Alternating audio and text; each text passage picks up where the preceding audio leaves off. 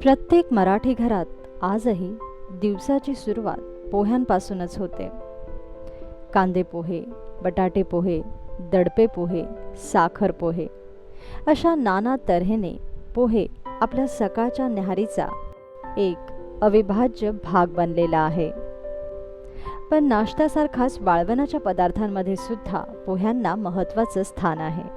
पोह्यांचे पापड हा एक असाच प्रकार आहे जो पोहे प्रेमींचा अतिशय आवडीचा पदार्थ आहे. खास लोक आग्रहास्तव आज आपण बनवणार आहोत पोह्यांचे पापड. पोह्यांचे पापड बनवण्यासाठी आपल्याला लागेल पाव किलो पोहे, 1 वाटी साबुदाणा, पाव किलो बटाटे, 10 ते 15 काळी मिरी, चवीपुरतं मीठ आणि पापड खार. पोह्यांचे पापड बनवण्यासाठी जाड पोह्यांचाच वापर करावा. सुरुवात करूया भाजणीने. सर्वप्रथम एका मोठ्या पातेल्यात पोहे घ्या आणि 5 मिनिटांसाठी हे पोहे परतून घ्या.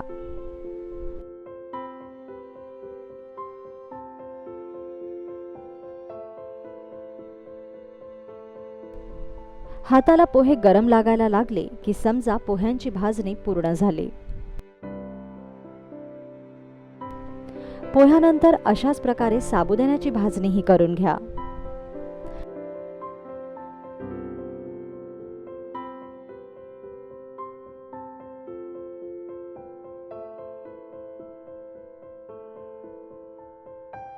साबुदाणा परतल्यानंतर काळी मिरी देखील 5 मिनिटांसाठी अशीच परतून घ्या.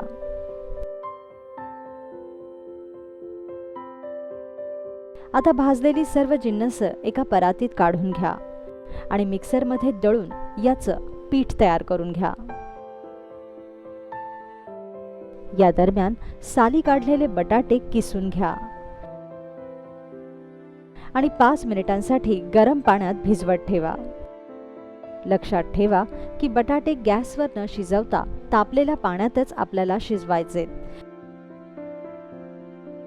आता पोह्यांच्या पापडाचं पीठ मळायला सुरुवात करा. पोह्यांच्या पापडाचं पीठ हे गरम पाण्यातच मळलं पाहिजे, कारण याने पिठाला एक प्रकारची चिकनाई येते. शक्यतो याच गरम पाण्यात पापड खार मिसळा. चवीपुरतं मीठही घाला.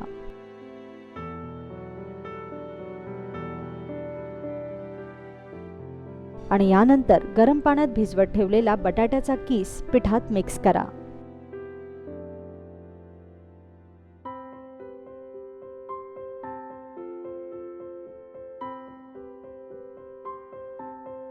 बटाटे पिठात चांगले कुस्करून घ्या व घट्टसर पीठ मळा.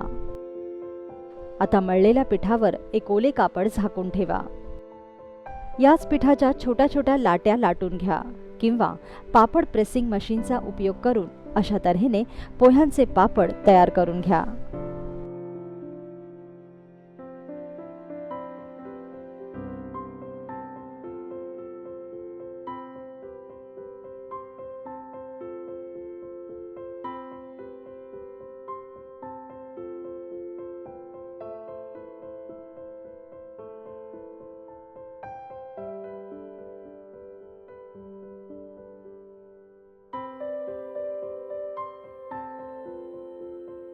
या पापडाला किमान 1 दिवस तरी ऊन दाखवा आणि कडक वाळल्यानंतरच हवाबंद डब्यात भरून ठेवा. आशा आहे की पोह्यांच्या पापडाची ही साधी, सरळ, सोपी रेसिपी तुम्हाला नक्की आवडेल. तर मग उन्हाळा संपायच्या आधी पोह्यांचे पापड नक्की करून पहा आणि आपला अभिप्राय कळवायला विसरू नका.